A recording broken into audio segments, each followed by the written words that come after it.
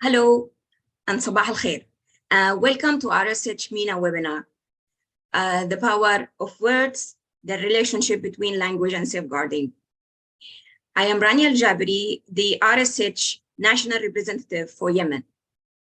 Today, the webinar will look at how appropriate and conflict-sensitive language can contribute to an empowering organizational culture that empowers staff and others. In contrast, inappropriate language can be harmful and a safeguarding incident. It will also analyze an organization's use of language. What language does the organization convey? What terms do staff typically use that are accepted? And how do organizations share knowledge within and outside their organization? To do this, we have invited two speakers to talk us today through each key part of this webinar. First, let us welcome Emily Elderfield. Is a Clear Global advocacy led, where she raises awareness of language and communication challenges that impact the reach, accountability, and effectiveness of humanitarian and development assistance. She has worked across several responses, most recently the war in Ukraine, floods in Pakistan, and drought in the Horn of Africa region. She also works with organizations and networks to promote language awareness for future emergencies and support responses to address the risk of language-based exclusion. Prior to joining Clear Global, she supported projects against gender-based violence in Uganda and Honduras. Welcome, Emily. Next, we have Bashir Al-Samawi. Bashir has worked for numerous local and international organizations in Yemen for over 12 years as a field researcher, trainer, and in development and institutional capacity building as a coordinator and consultant in the field of human rights. He has participated in several researches and field studies on themes linked to conflict, transformation, and institutional evaluation, as well as in developing policies and guidelines for many local organizations in the field of evaluation and protection. He is currently a monitoring, evaluation, accountability, and learning officer at Muwatana Organization for Human Rights, where he served as a safeguarding focal point. Let's start our webinar, and I will hand over to our colleague, Emily, who will make the presentation she will cover an overview regarding language and safeguarding. Over to you, Emily. Thank you very much, Rania, and good morning, good afternoon, good evening to everybody joining. It is a real pleasure to be able to speak with you today. I am from an organization called Clear Global, and our mission is to help people get vital information and be heard, whatever their language. And in this short presentation, I will share some considerations to help you and the organizations that you work in make sure that your communication about safeguarding is as effective and contextually appropriate as possible, so that as many as possible can understand this critical information. To begin this presentation, I would like to start with some questions to encourage you to reflect on this topic. And these are some questions that come from our own work at Clear Global, and also the excellent short tool, the Think Piece article from the Resource and Safeguarding Hub called The Relationship Between Language and Safeguarding. And Omar has already kindly put that link in the chat. So please look at that after the webinar if you have not already seen it. So some questions to get you all thinking. Are your organization's policies about safeguarding already available in the languages of the community that you work in? If not, is there a plan to have them translated? Do you already know what all groups within the community you work in want or need to be able to make a report if something happens? Are there particular groups, for example, that might need a different communication channel to other groups? Does your organizational code of conduct include and explain what offensive language means and what will happen if staff members use offensive language? Do you consider language when you create your reporting mechanisms, when you design a reporting channel? Do you have in the plan of the design consideration about potential translation needs, accessibility in terms of language and communication? And lastly, an important question is, do your staff themselves get any guidance or support or training to manage any language issues? Next slide, please. Thank you. So some overarching points that I think the Think Piece article brings out very strongly when we think about language and safeguarding is that the abuse of power can drive risk, and risk of sexual exploitation, sexual abuse, and sexual harassment, and other forms of abuse are driven by different inequalities. Next, how an organization and its staff members are using language can be one way that power is demonstrated. Next, we in civil society organizations, everyone listening to this webinar today, we all work across many different languages, cultures, and identity groups every single day in the nature of the work that we do. And so language is a critical consideration for all of our jobs, even if we don't think that we perhaps work in a language skill. For example, we're not a translator. Language is still very, very important to all of our work. Next, language can maintain or reinforce inequalities or exclusion.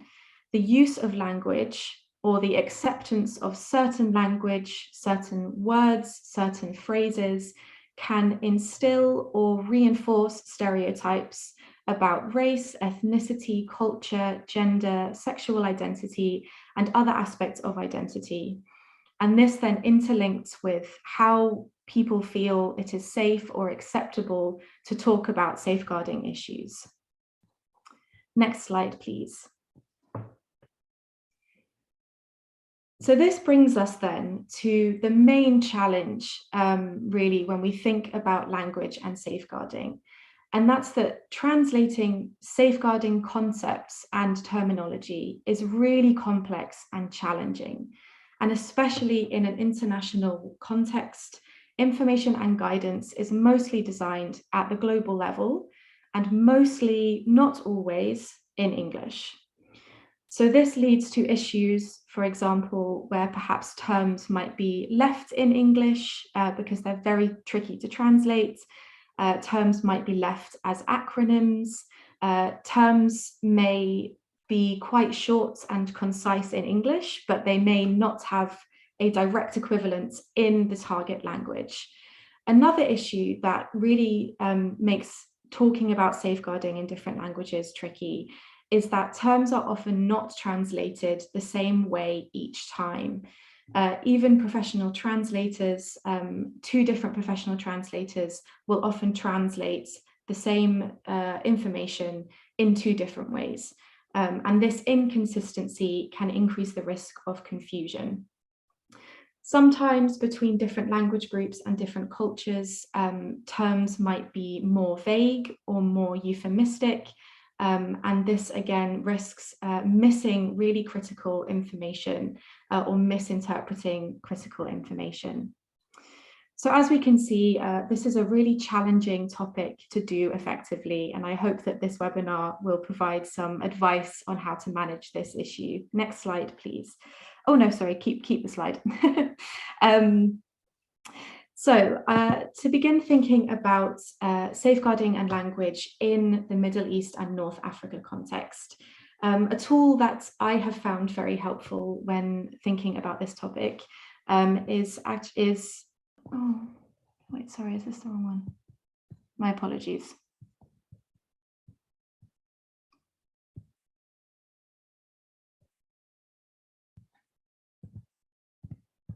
A tool that I have found very helpful is a toolkit that was originally developed in Arabic, so in an Arabic language context, about safeguarding by the Centre for Transnational Development and Collaboration. And I will just put a link in the chat now, so that after the webinar, you can investigate that resource. And it pulls out some very important points talking about safeguarding, especially in Arabic. So this toolkit, the researchers of this toolkit are specialists in safeguarding, and they point out that terms often that were translated from an English context to an Arabic context can actually refer to both sexual and non-sexual behavior. An example that they used from a case in Lebanon was that someone was called a harasser, but the translation of the word harasser had been translated to mean specifically sexual behavior. But they investigated the incident, and it was actually found that the behavior was not sexual. It was bullying, but it was not of a sexual nature. And so this caused lots of confusion in the investigation process. And this toolkit helps highlight the need to invest in an Arabic context understanding of what safeguarding means and how to talk about it. Next slide, please. So what I would like you to reflect on in the second half of this presentation is some questions about your own experiences in an Arabic context or in the context of the language that you use most often in your work. That might be Turkish or Farsi. I imagine we have lots of speakers from different contexts on the call. So I'd like you to reflect on what terms have you found challenging to translate from English to your language? Are there terms that exist in Arabic or your first language that do not have a direct, clear equivalent in English?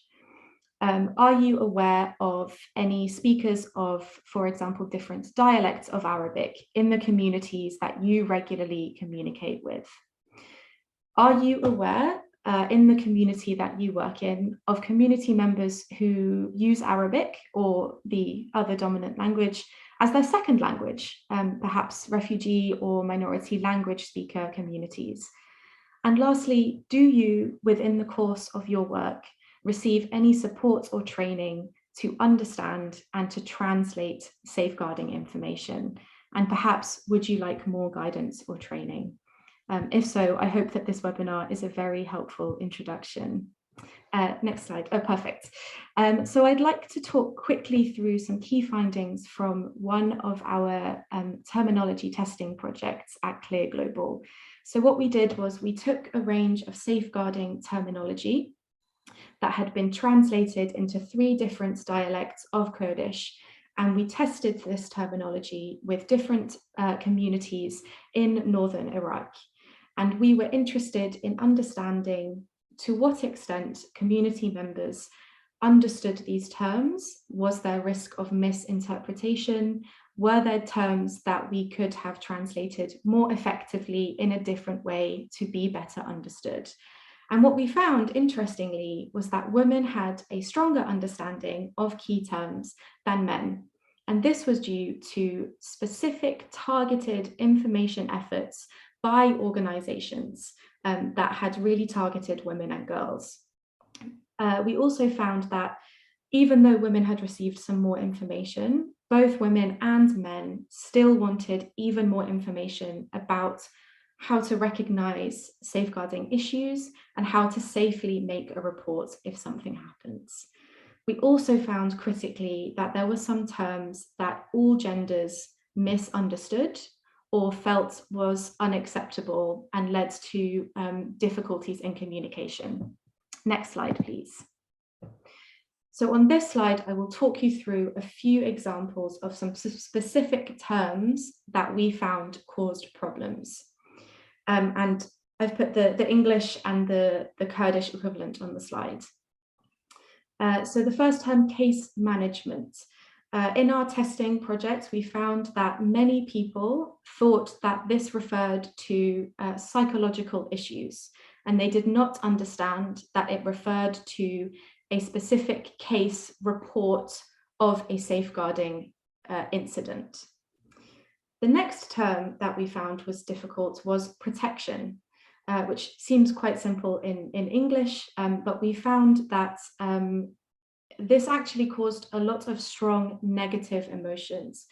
So even though people understood what protection meant, it created very strong negative reactions, reminded people of very negative experiences, and this made the communication very emotional and very difficult. The next term is informed consent. You see, consent, very, very important. But the phrase informed consent was quite hard to understand. People more easily understood a term like approval. The next term, whistleblower, is quite common in English, but people did not know this term in the Kurdish translation. People preferred something clearer that was a bit longer, but a clear explanation. For example, a person reporting unacceptable behavior. And lastly, we found that the Kurdish equivalents of abuse, harassment, and exploitation were all, people interpreted these terms to be synonyms, to mean the exact same thing. And so people could not understand and explain the differences. And this makes it quite difficult because we use these three terms a lot in safeguarding information. Next slide, please. So I would like to close the presentation with a couple of slides exploring recommendations on how you in your organizations can consider language in safeguarding. So a few things that the Resource and Support Hub recommend in their think piece is that you include a diverse range of voices in your organization and in how you design your safeguarding policies and your safeguarding information. And this can be diverse genders, diverse cultural backgrounds, diverse language skills. Also recommend that you consider language issues when you develop your information material. So right at the beginning, at the planning stage, you already think about how can we effectively translate this? Into what languages do we need to translate this? How can we test the specific terms to make sure they're widely understood? And RSH also recommends to use language that reflects the expertise already in the community. In every single community, there will already be knowledge about what safeguarding is, how to talk about it in an acceptable and contextual way. And so you can invest in bringing that knowledge into how you design your material. Last slide, please. We at Clear Global specifically work on topics like terminology, of course. So here are some more tips on how to specifically manage translation and terminology and other common issues working between languages. So we recommend that you collect data on the language preferences and needs of the communities you work in. So collect data on people's first language, collect data on the information channel people most have access to, things like that. And I will put a link in the chat later to help with that. We recommend that you conduct terminology testing. So pilot your material and ask your community members what they think those terms and those words mean, or even better, co-design your materials with a small group of community members. We recommend that you use plain language principles, and plain language principles are principles that make sure that you use the clearest, most simple language that is free of jargon and free of difficult terminology. In every single context we work in, we see that people prefer audio and visual formats of information. So we recommend that you prioritize audio and visual formats when you are designing the communication resources that you will prioritize. Always try to avoid acronyms as much as you can. If you have to include an acronym, always explain it in the target language as well. For example, at the beginning of the webinar, Bashir's title, Meal Officer, has an acronym, but of course, Rania explained it fully as well, and that's exactly what should be happening. Never ever leave terms untranslated, even if it's a difficult term to translate or a term that, for example, is common in English, but perhaps less common in Arabic. Always provide an Arabic explanation of the term. And lastly, assess your reporting mechanisms for language inclusivity. Ask yourselves, have we made this accessible in different languages? Have we made this accessible for users who have low literacy, for users who have low digital literacy, for users with disabilities who may face another communication barrier? Is the language that we're using clear to someone who does not have a strong understanding of safeguarding? Final slide, please. That was the end of my presentation, and I hope that you found it a helpful introduction to this topic. There are some links on the slides, and I think that RSH will send out those links as well after the webinar, and I'll put some in the chat too. Please do reach out if you would like to discuss this more with me, and I'm very much looking forward to hearing your questions. Back to you, Rania. Thank you. Thank you very much, Emily, for this insightful presentation. Just before start our questions, I would like to remind the participants that in case if you have any question, you can put it in the question and answers part within Zoom. In the panel Zoom, you can see Q&A part where you can put your questions, and then our panelists will answer these questions. Now, what you have mentioned during your presentation, Emily, highlighted like part of power, language and power. So my question will be, how do an organization and its staff use language as one way of demonstrating power? Yeah, really important question. Thank you. I think that the key thing to remember is that language is inherently not neutral. Language always either gives power to people or takes power away.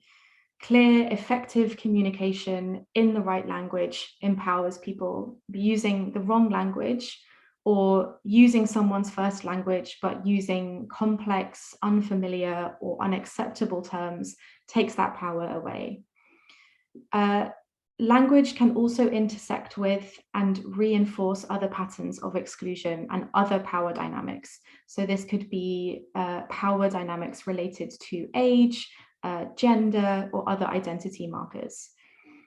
Internally within an organization, staff members who are more comfortable speaking a particular language are more likely to speak up in meetings, to be able to contribute to work, and to have their ideas heard. Externally, when communicating with community members, language that an organization uses can reinforce stereotypes or specific ideas about a topic.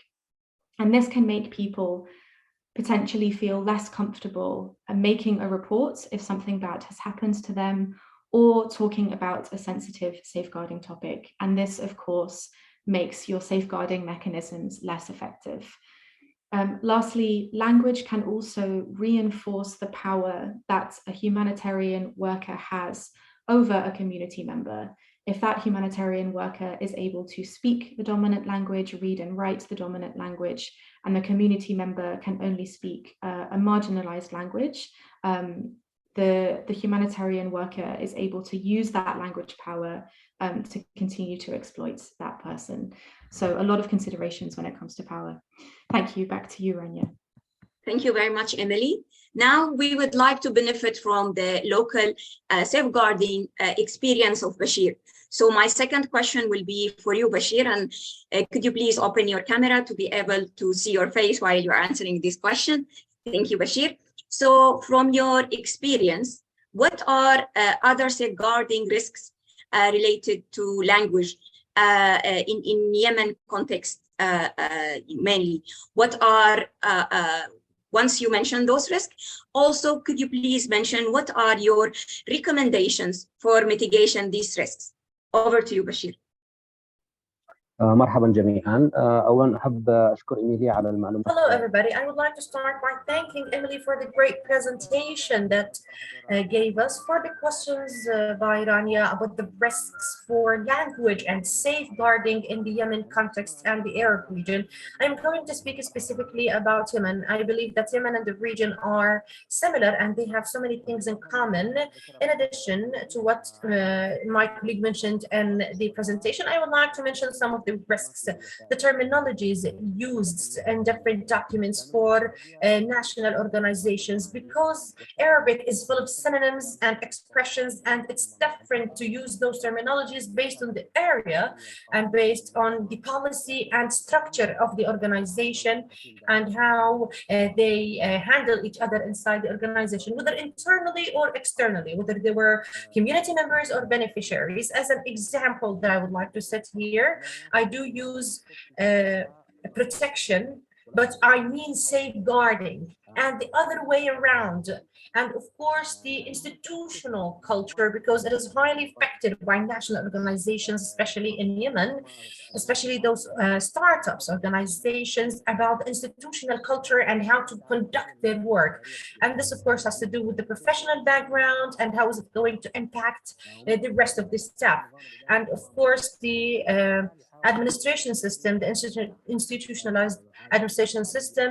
There are some traditions for the staff as well, some traditions. And to have multiple dialects, Arabic dialects, not only in countries, but only within one border, one country, having multiple dialects and different dialects as well in the organizations, it makes some kind of a barrier between the beneficiaries and the workers. And maybe they might be upset because of using general, more, let's say, colloquial terms and to having different dialects. At the same time, this causes confusion for other languages within the context, within the text of the context, or it's not clear. And as well, it's a lack of attention between organizations. There's no specific mechanisms to be dealing with visually impaired, for example, or people with disability who have a specific or needs specific ways of communication and special ways of communication. When there is any crisis, whether it is a natural crisis or man-made crisis, organizations uses on emergency interventions, and they do not care about safeguarding and how conducting enough resources with those affected communities.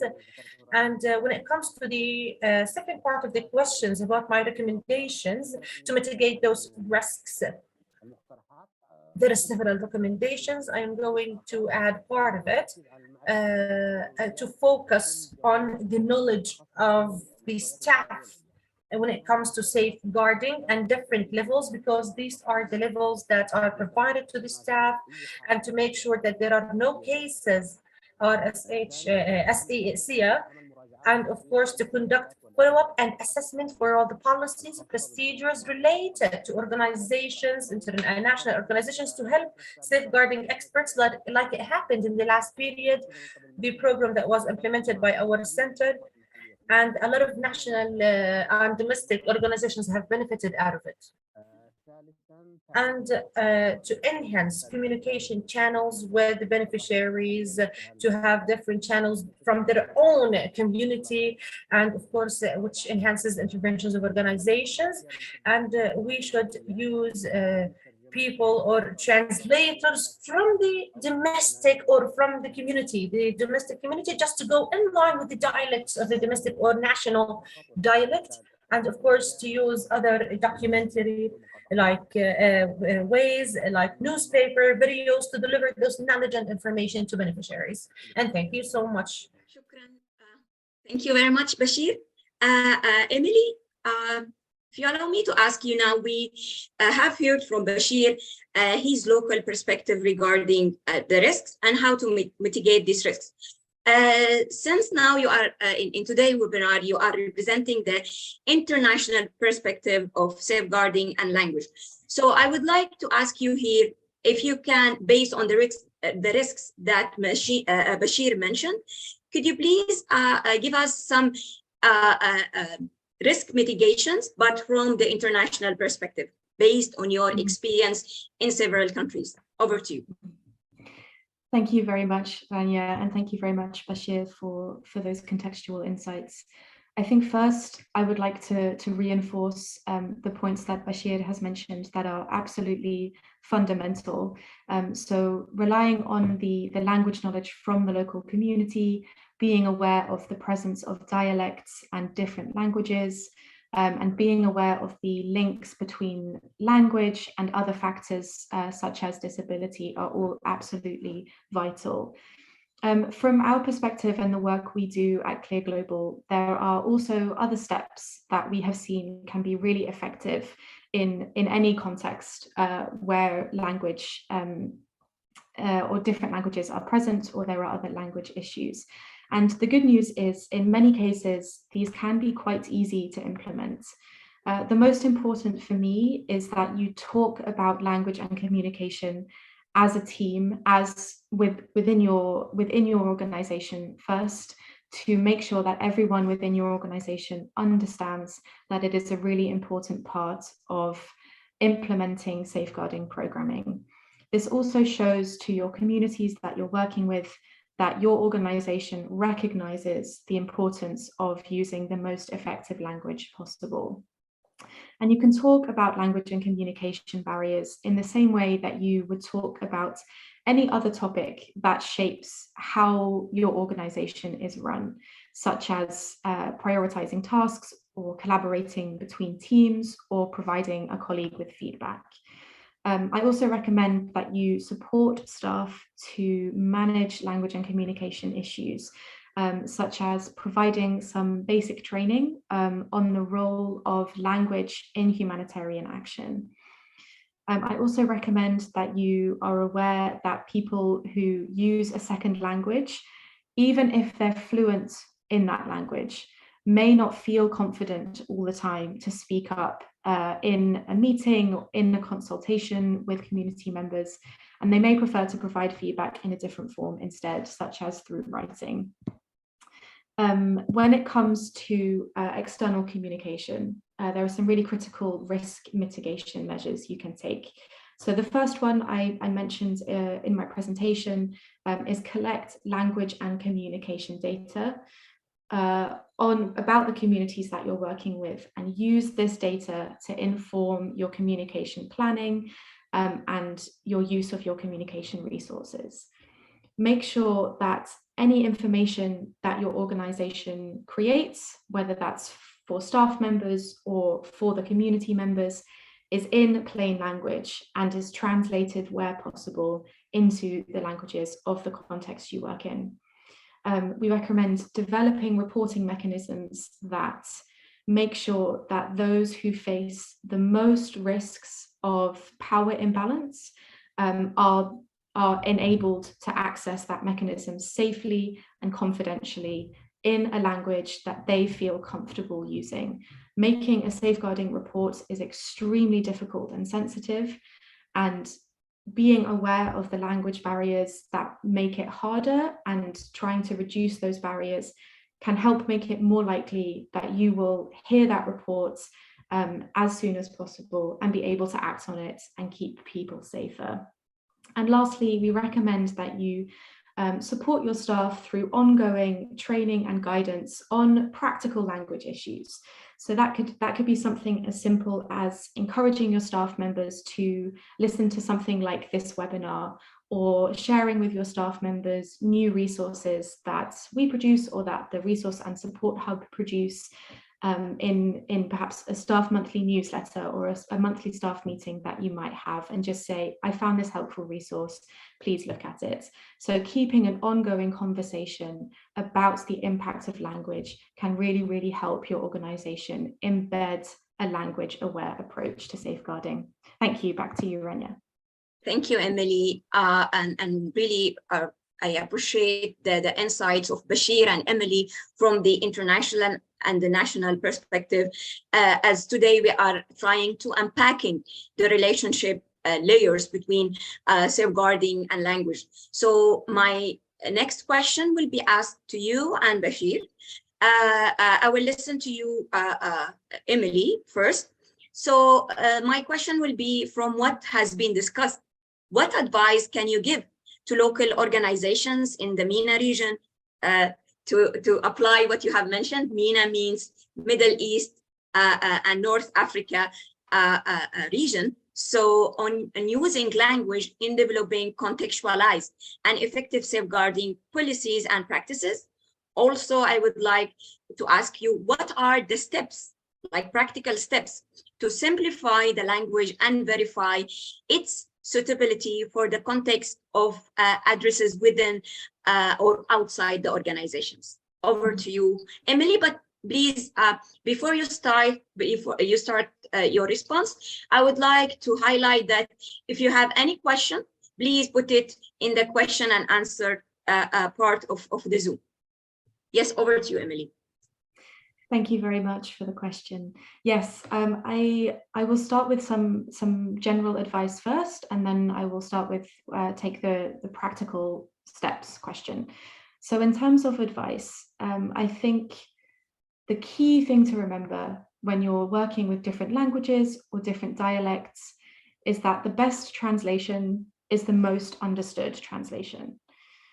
I think there's a temptation in the sector that we work in to try to translate in quite a neat, perfect, tidy, formal way. But actually, if the translation is not widely understood, if it uses unfamiliar words, then it's not an effective translation. So often what we see, especially with safeguarding terms, which can be quite abstract and quite sensitive, is that actually the most effective translation for one word in English might be an entire sentence in Arabic or in Turkish or in Farsi or any other language of the region, or indeed any region we have worked in. And that's fine. That does not mean it's a bad translation. So I think that's something to be really aware of. I would also recommend that you try not to assume that Arabic or the other dominant language, depending on the country that you're in right now, will be successful with all of the conversations with the affected population.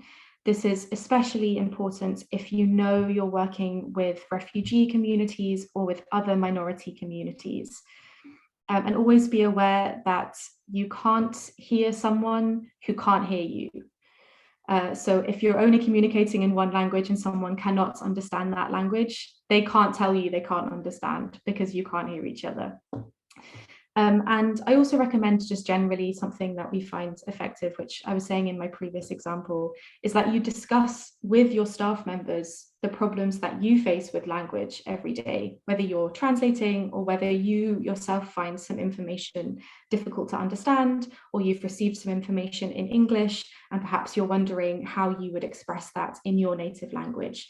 Talk about that with your colleagues, and that can really, really help build a contextual understanding of how to talk about safeguarding.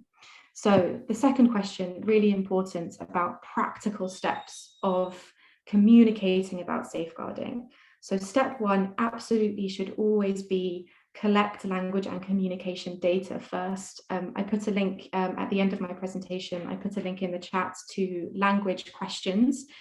You can put these into existing surveys that you run, for example, existing needs assessment surveys perhaps that you run.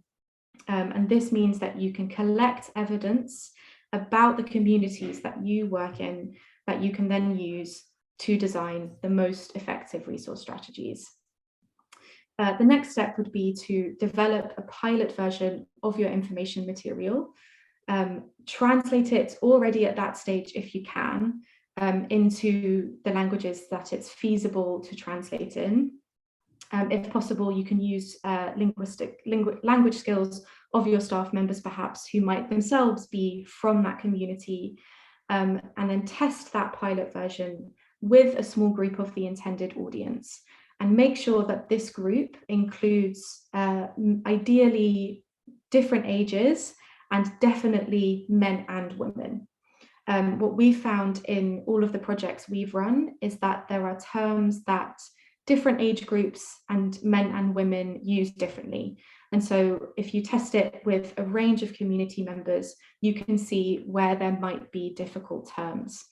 Then take this learning and adapt your material based on the feedback, or even better, co-design the material with a group of community members. And again, make sure that that includes a diverse range of identities. Then lastly, don't just stop once you've sent the information out. Collect data about the uptake of that information and compare this to the language data that you collected in step 1. So for example, collect data about, you might already be collecting data about to what extent community members are aware of the presence of a reporting mechanism. So that might be one data point you already collect. You can compare this data to the language data and see, is there a language community that is showing much lower awareness than other languages? And this can help you identify which language communities or which communication barriers are more strong and which ones you need to make sure that you're reducing. And just generally, some final points are always try to include language support in your work plans and in your budgets if you can. So this is things like a specific work plan line for translating information material, a specific work plan line for piloting translations, for terminology testing, things like that. If you can, build language skills into your hiring practices and try and make sure your staff members reflect different language identities. And as I was mentioning in the earlier answer, provide regular guidance and training, events like this webinar, resources like the resources linked in the chat to your staff, often to encourage people to continue thinking about this issue. Back to you. Thank you, Rania. Thank you, Emily. Over to you, Bashir. If you can help us from your experience and in answering this question. In addition to what Emily actually mentioned, I am going to add some suggestions, first and foremost, and these are suggestions that are directed to national organizations more than international organizations, because international organizations, they have researchers in this field, but the national organizations, it's considered to be a new topic. Safeguarding is a key requirement for education. Some national organizations conduct and develop specific safeguarding policies, but in some cases, those policies are transformed to only paperwork, documents, and it's not a culture or a behavior. The key advice to organizations is that safeguarding is a constant commitment and constant culture. It's not only policies and procedures ready to satisfy other requirements or to fulfill other requirements. Other point, as Emily mentioned before, is that to try as much as possible, because it's a new topic, not to use acronyms, so many acronyms, because even the terminologies itself are considered to be new. For example, safeguarding. Some of the workers in the civil society, if they have been asked what is the meaning of safeguarding, they are confused and could not give a clear definition. And what is the difference between safeguarding and protection? And of course, from the other side need more culture, education, with the way which goes in line with their traditions and cultures as well. The translated translation or the translated terminologies for safeguarding, for example, it's not directly understood. It requires further clarification. For the practical steps, as Emily mentioned, it's very inspiring. In addition to that, each step of these steps should have consultancy or intervention by a third party, whether an SME, an expert, other organization, which is going to help the national organization. And that's it. Thank you. We have several of questions and comments in the Q&A part or session. So now from my side, I finished the questions that came to my mind to ask Bashir and Emily. Now we will move, since we are running out of time, to answer the questions and highlight the comments that the participants put in the Q&A window. So just I would like first to highlight that, first to thank the participants for their active participation, and mention to you, Emily and Bashir, that the participant agreeing with you about the importance of language in safeguarding. And like one of the comments mentioned that sometimes language can cancel a training or a workshop if the vocabularies or the words used in these workshops may irritate the authorities in the location, in that context. So this is one of the comments. Also, there is a question or like raised by one of the participants that most of the local organizations face, like the question says, mostly the donors requires PSEA and safeguarding documents in English, while the language of the country is different, or the language of the organization is different. So should we make two documents, one for donors in English and other for community in their own language? Over to you, Emily. Thank you. That's a really, really good question, and thank you to the audience member who posed it. I think for me, there's two types of information you might be asking about, and I'm not sure which one, so I'll try to answer for both. So the first type of information would be information about safeguarding, about your organization's approach to safeguarding that a donor might ask for. So they're likely to ask for to show that your organization has a policy about safeguarding, that your organization has a reporting channel in place, things like that. And I think that donors are most likely to ask for that in English. They're mostly English language donors, unfortunately, which I can say as a native English speaker, that donors themselves should be much better at thinking about language and translation.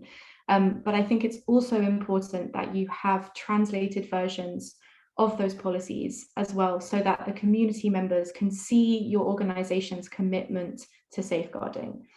The second type of information is information directly for the community you work in. So that could be information or awareness raising material on different types of abuse, might be one example. And I think this would have to be a conversation with your donor.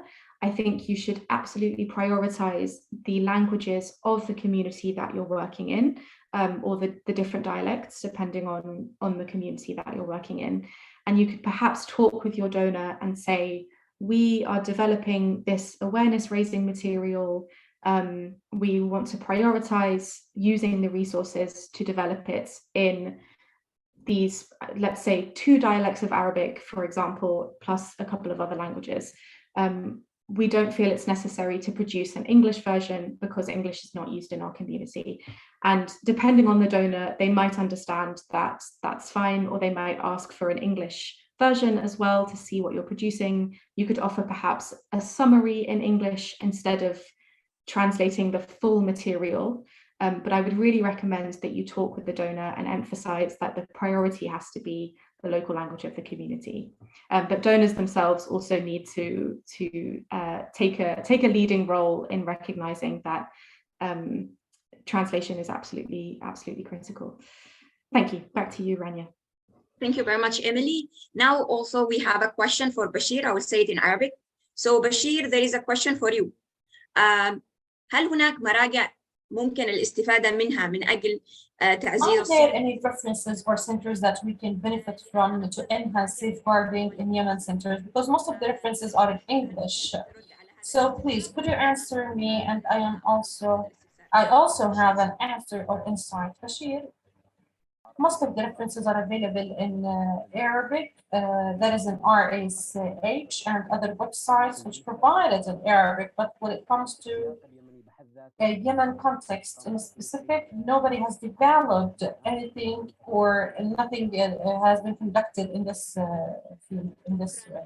Bashir, thank you very Thank you much. so much, Bashir. Yes, I would like also to highlight what, and echoing what Bashir mentioned, that in the Resource and Support Hub, we try to contextualize and translate most of the materials from English to Arabic and put it in the website. So I do recommend to visit our website. And colleague, please put the website link in the chat for the audience to visit it if they would like to benefit from our resources.